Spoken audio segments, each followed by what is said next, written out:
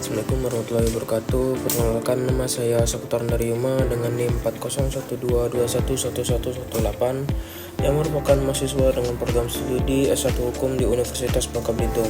Adapun pembuatan tugas ini untuk memenuhi tugas hukum kehutanan dan perkebunan dengan dosen pengampu yakni Ibu Bunga Permatasari, SHMH.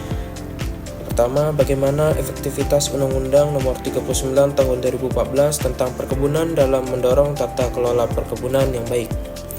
Undang-Undang Nomor 3 Tahun 2014 tentang Perkebunan merupakan regulasi yang dirancang untuk mengatur dan mengarahkan penyelenggaraan usaha perkebunan agar sejalan dengan prinsip keberlanjutan, keadilan, dan kemanfaatan sosial ekonomi, sekaligus memberikan perlindungan terhadap lingkungan hidup dan hak-hak masyarakat sekitar.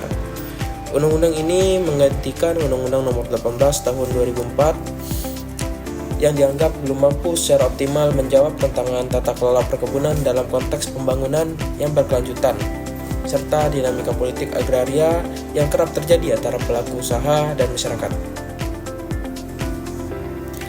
Dari sisi substansi sendiri, Undang-Undang Nomor 39 Tahun 2014 telah mengalami berbagai pembaruan normatif. Salah satu aspek penting yang diperkenalkan adalah penguatan kewajiban pelaku usaha perkebunan untuk memperhatikan aspek keberlanjutan dan kepatuhan terhadap rencana tata ruang.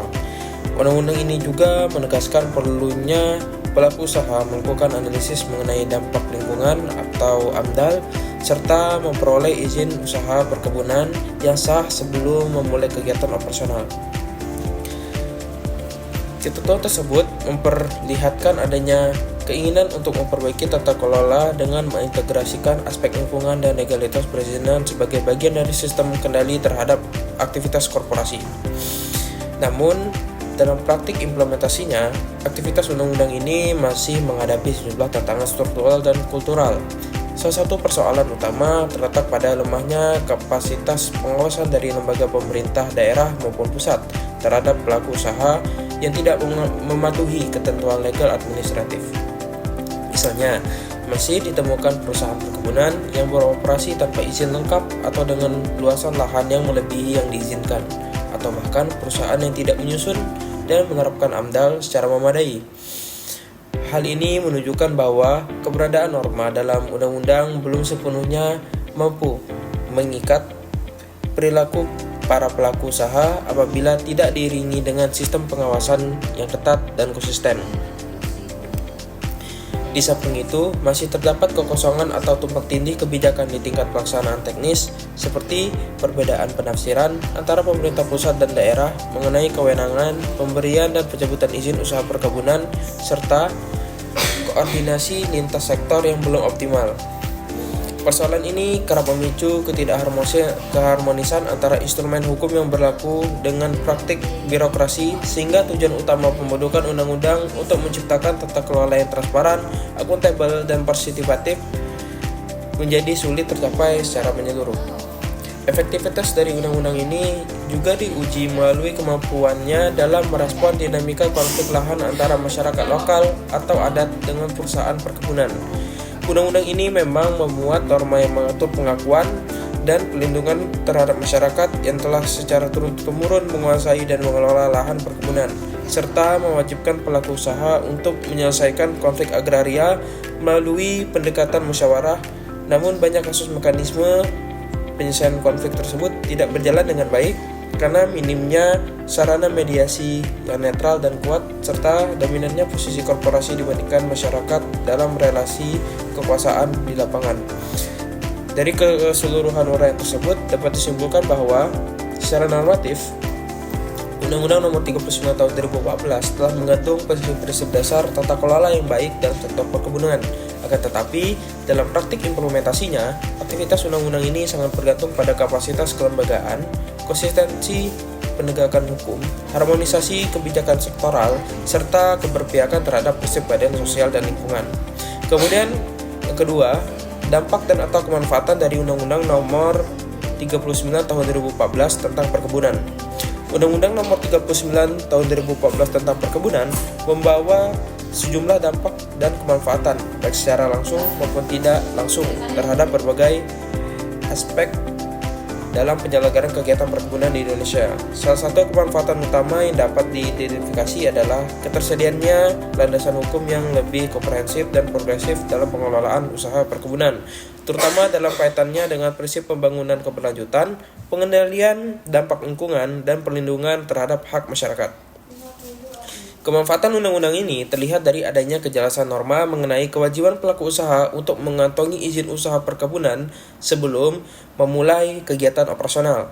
Kejelasan tersebut berfungsi sebagai instrumen pengendalian terhadap ekspansi perkebunan yang tidak terkontrol, yang selama ini seringkali menjadi penyebab deforestasi dan kerusakan lingkungan. Dengan adanya ketentuan tentang izin usaha yang ketat dan bersyarat, pelaku usaha diharapkan lebih berhati-hati dan bertanggung jawab dalam merancang aktivitas bisnisnya. Selain itu, dampak positif lainnya adalah meningkatnya kesadaran terhadap pentingnya keterlibatan masyarakat lokal dalam proses pengambilan keputusan yang berkaitan dengan pemanfaatan ruang dan sumber daya alam. Undang-undang ini mewajibkan pelaku usaha untuk memperhatikan aspirasi masyarakat serta melibatkan mereka dalam proses penyusunan AMDAL. Dalam beberapa kasus, ketentuan ini menjadi pijakan awal untuk membangun mekanisme konsultasi publik, meskipun implementasinya di lapangan belum selalu konsisten dan masih menghadapi hambatan teknis dan politis. Kemanfaatan berikutnya dapat dilihat dari adanya pengaturan mengenai tanggung jawab sosial perusahaan atau CSR yang diarahkan untuk meningkatkan kesejahteraan masyarakat di sekitar wilayah perkebunan.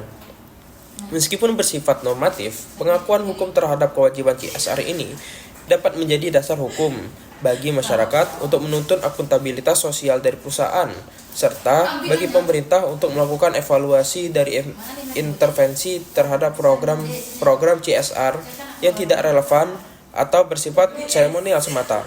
Namun demikian, dampak dari undang-undang ini tidak selalu bersifat positif.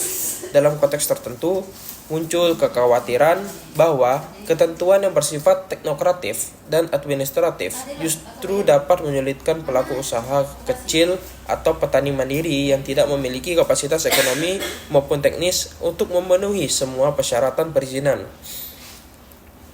Hal ini dapat menciptakan ketimpangan antara pelaku usaha besar yang memiliki sumber daya dan akses terhadap birokrasi, dengan petani kecil yang rentan terhadap kriminalisasi apabila tidak memenuhi persyaratan administratif sebagaimana ditentukan dalam undang-undang.